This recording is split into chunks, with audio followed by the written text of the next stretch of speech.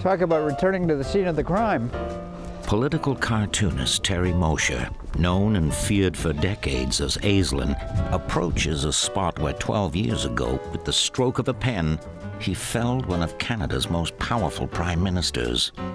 So I have Mulroney lying in the snow, in effect, really quite startled looking. His eyes are very startled after being tripped up by Trudeau, who's of course wandering off in the distance with a big smile on his face. More mischievous than malicious, the scene drawn had that typical Aislin feel. It actually could have happened. Mulroney, we knew, was quitting. He was buying a house in Westmount, and it was a quiet day, didn't know what to draw. I'm in the Gazette cafeteria, and I overhear two conversations about Mulroney's new house in Westmount. So I did a sketch of the house, and I imagined Mulroney coming back to Montreal, this is in the winter, and going out for a walk, right? But who's famous for taking walks in Montreal up in the hill but Trudeau? So here's the cartoon I came up with, actually, just a drawing of the house, as you can see in the background there. That gives an idea of, and then Mulroney sort of tripped up there with Trudeau walking away in the distance. And Mill is in the window calling the bounties, right? And I didn't think any more of it. I thought, oh, this is sort of an eminently forgettable cartoon you just draw for a chuckle for people in Montreal doing it. I didn't even bother syndicating the cartoon. I had no idea the kerfuffle this was going to cause. Barbara McDougall had been in town that particular day and appeared on a talk show and began denouncing the cartoons as if somehow I had drawn Mulroney dead in the snow. Well, that wasn't it at all. And by that afternoon, I was denounced in the House of Commons. I can't tell you what a great day that was. Out of absolutely nothing, the greatest day of my professional life.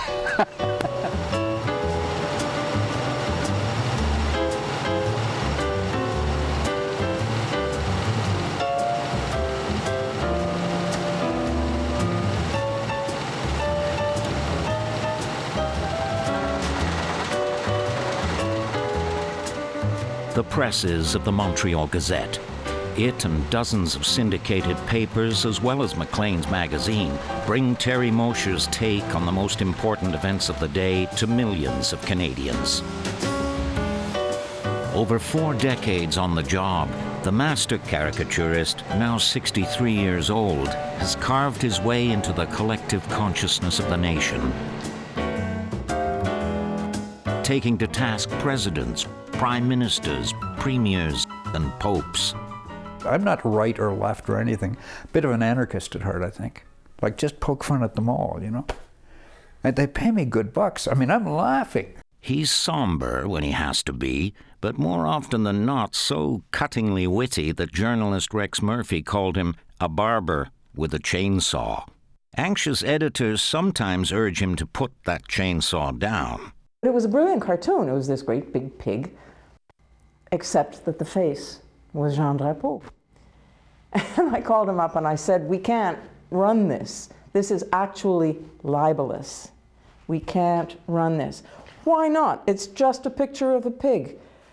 Terry, it's a picture of the mayor of Montreal. No, it's not. It's just a picture of a pig. Even those closest to the caricaturist are sometimes taken aback. He often shows me the cartoons before they're submitted to the editor, because I also work at the paper.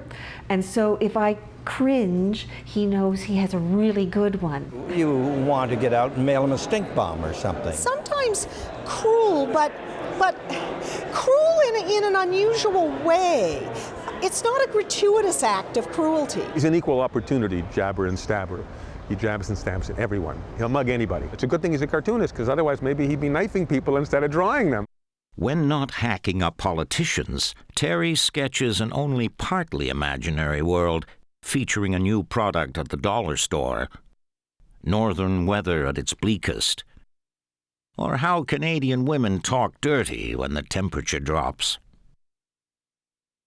Whether it's highbrow or lowbrow, I don't give a damn.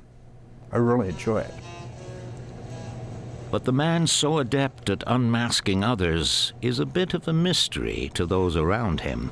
I don't know the deep inside of Terry. I don't know if anybody does. He's a fairly square and forbidding guy in some ways, but his cartoons are him. I think you look at his cartoons for a while, you understand who Terry Mosher is. He reveals his kind of wackiness, his disorder, his anger, his rage at government, his fury at bureaucrats. You see his hatred of kind of intolerant people. I used to wonder, I mean, is that partly why he's successful at what he does? Because he's got that kind of, those demons eating at him or whatever?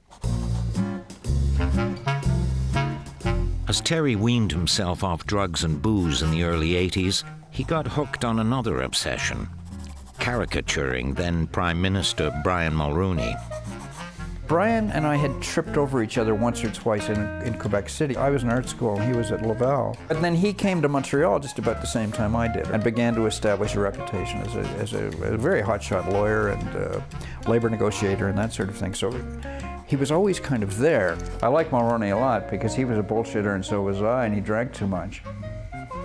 The first year or so that Brian Mulroney was in power, he could do no wrong. Everybody delighted in him. You know, I couldn't come up with anything, but then the blarney began a little bit, and then the concept of a free trade idea, which I was very much against. The policies really began to bother me. The phenomenal wooing of the Americans, which I've always been very uncomfortable with. I mean, I have the typical love-hate relationship with the United States, and I've always taken some pride in holding the American influence at a distance. I feel we just have to. You've got to avoid the American candy store.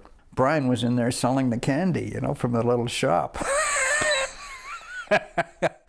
And the embarrassing business in Quebec City was Ronald Reagan singing When Irish Eyes Are Smiling at this summit. I mean, so embarrassing. Typical, I felt, that, you know, he loves the Americans. Made me angry sometimes, too, so it showed in the cartoons.